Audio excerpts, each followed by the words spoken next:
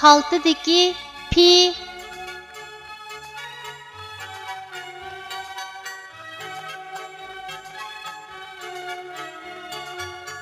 bu harfning talaffuz qilinishi mundaq. Pi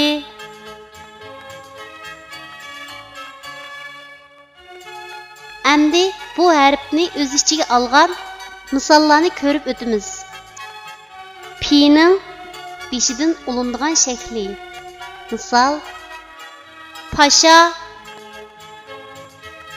Pi'ning bosh va oyog'idan olinadigan shakli. Misol: Toshbaqa. Pi'ning oyog'idan olinadigan shakli. Misol: Yip. Pi'ning ayrim shakli. Misol: Dop.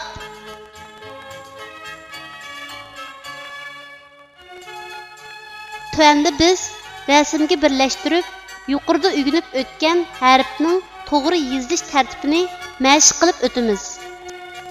Pasha pi harfining beshidan ulinib keladigan shaklning yozilish tartibi.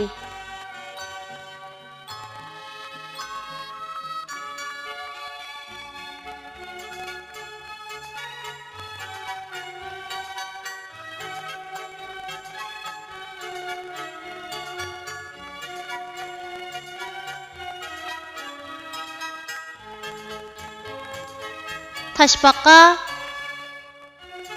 pi harfining bosh va oyog'idan olinib keladigan shaklning yozilish tartibi.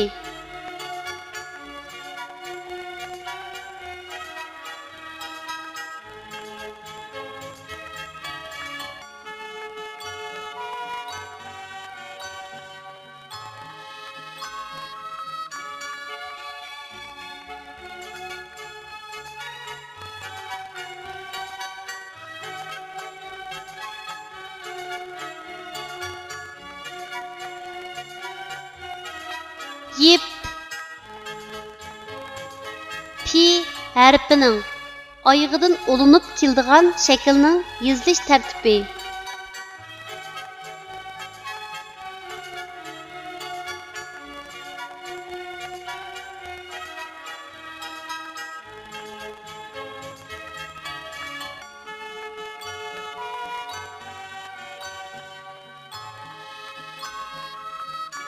Dop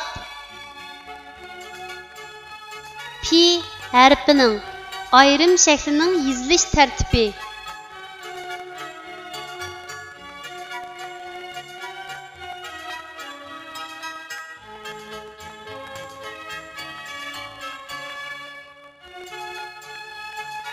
Kichik do'stlar, tuandagi so'zlarni menga ergishib o'qinglar.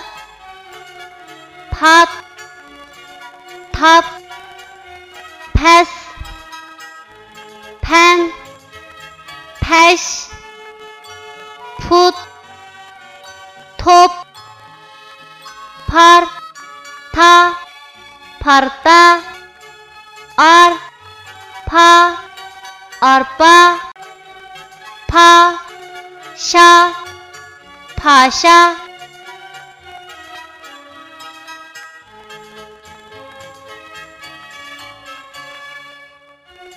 Turpan Vadisi.